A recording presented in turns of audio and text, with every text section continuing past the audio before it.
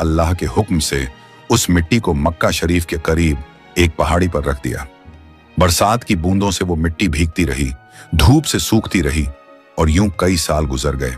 आखिर अल्लाह की कुदरत से उसी मिट्टी से हजरत आदम अलैहिस्सलाम का पुतला बन गया। अल्लाह ने फरिश्तों को हुक्म दिया, इस जिस्म को जन्नत में ले जाओ।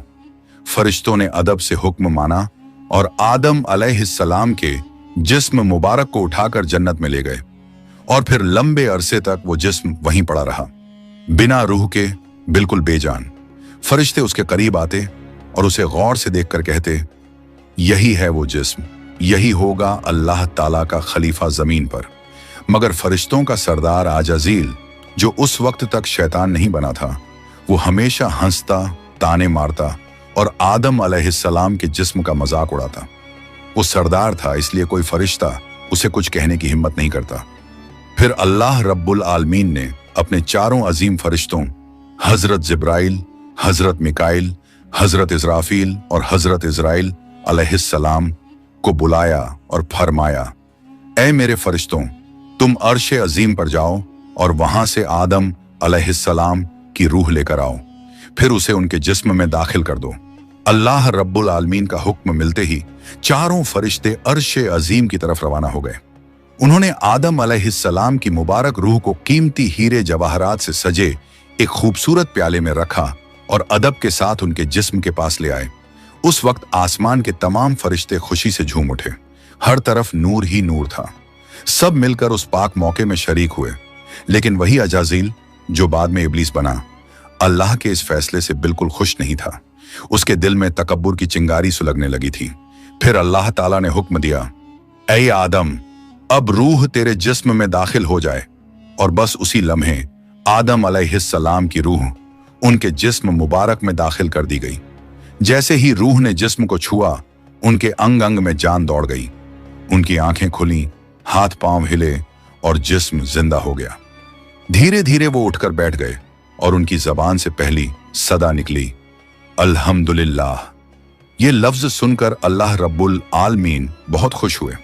आदम अलैहिस्सलाम ने अपनी पहली नेमत मिलने पर शुक्र अदा करने के लिए 2 रकत नमाज अदा की।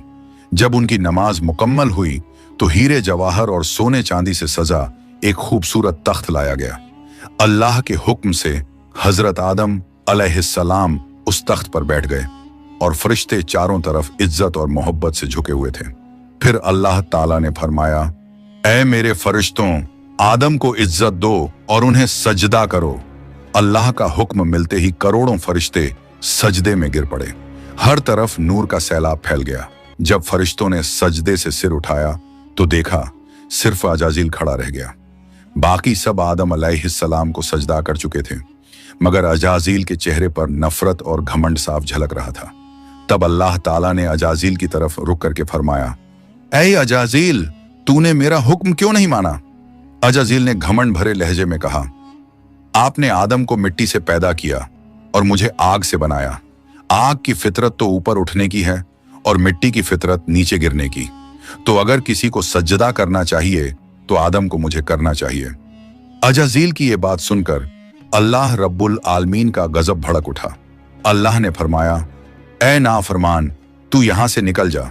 तूने मेरा हुक्म नहीं माना। आज से तू हमेशा के लिए लानत और सजा का हकदार बन गया। बस उसी वक्त जो कभी फरिश्तों का सरदार था, वो लानत के साथ इब्लीस और शैतान बन गया। जब उसे जन्नत से निकाला गया तो वो रोने लगा और कहने लगा, ऐ अल्लाह, मैंने कितने अरसे तक तेरी इबादत की है, फरिश्तों को सिखाया है, तेरी खिदमत की है, तो तेरी रहमत से कुछ मांगना चाहता हूं। मेरी इल्तिजा कबूल कर ले। अल्लाह ताला ने फरमाया, क्या चाहता है तू? शैतान बोला, ऐ मालिक, मुझे कयामत तक की जिंदगी अता कर दीजिए। अल्लाह ने फरमाया, ठीक है, तुझे कयामत तक की जिंदगी दे दी जाएगी। फिर शैतान ने कहा, ऐ मालिक, आज जिस बनी आदम की वजह से मैं जन्नत से निकाला गया, उनके जिस्म, उनकी रगों में मैं दाखिल हो सकूं, ये ताकत मुझे अता कर दीजिए। अल्लाह ताला ने फरमाया, तुझे ये ताकत दी जाती है, लेकिन सुन ले ऐ शैतान, तू मेरे बंदों को धोखा दे सकता है, उन्हें गुनाहों में गिरा सकता है, लेकिन अगर मेरा कोई बंदा तौबा करेगा तो मैं उसके तमाम गुनाह माफ कर दूंगा और मेरे खास बंदों को तू कभी नुकसान नहीं पहुंचा पाएगा। और फिर शैतान को लानत देकर जन्नत से निकाल दिया गया। इसके बाद अल्लाह के हुक्म से हजरत आदम अलैहिस्सलाम का तख्त जन्नतुल फिरदौस में ले जाया गया। वहां आदम अलैहिस्सलाम को पूरी आजादी दी गई कि वो जन्नत की तमाम नेमतों का लुत्फ उठाएं, घूमें फिरें, खाएं पिएं। मगर आदम अलैहिस्सलाम का दिल किसी चीज की तरफ नहीं झुका। वो तन्हा बैठे इबादत करते रहते। उनके चेहरे पर एक गहरी उदासी थी।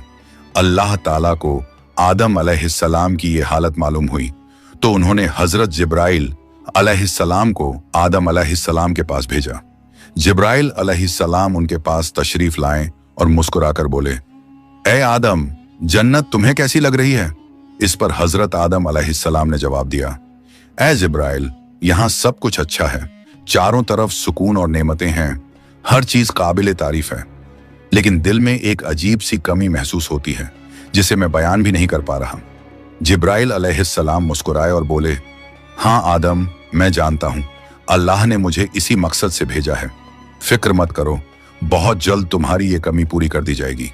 ये कहकर हजरत जिब्राइल अलैहिस्सलाम वापस लौट गए।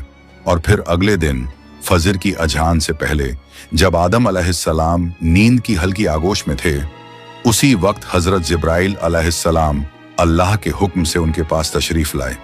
उन्होंने बड़े अदब से हजरत आदम अलैहिस्सलाम की बाईं पसली से एक हड्डी निकाली, उस पर गोश्त और चमड़ा चढ़ाया, फिर उसमें नूरानी सांस फूंक दी और यूं एक नई तख्लीक का आगाज हुआ। फौरन वो हड्डी नूर में डूबने लगी। थोड़ी ही देर में उसने एक हसीन औरत का रूप ले लिया, जिसके चेहरे से ऐसी रोशनी फूट रही थी जैसे पूरा जन्नत उस नूर से जगमगा उठा हो। हजरत जिब्राइल अलैहिस्सलाम मुस्कुराए और हजरत आदम अलैहिस्सलाम के पास आकर धीरे से बोले, ऐ आदम, उठिए। आदम अलैहिस्सलाम जागे। उनकी नजर सामने पड़ी और वो हैरान रह गए। उनके सामने एक ऐसी हसीन, पाक और नूरानी हस्ती खड़ी थी जिनका चेहरा चांद से ज्यादा रोशन था, जिनकी आंखों में सुकून और रहमत की चमक थी और जिन्हें देखकर दिल में अजीब सी राहत और मोहब्बत उतरती थी। आदम अलैहिस्सलाम उन्हें देखते ही रह गए। तब जिब्राइल अलैहिस्सलाम ने फरमाया, ऐ आदम, ये हैं आपकी हमसफर, आपकी जिंदगी की साथी, बीबी हव्वा अलैहिस्सलाम। ये सुनते ही आदम अलैहिस्सलाम के चेहरे पर मुस्कुराहट फैल गई।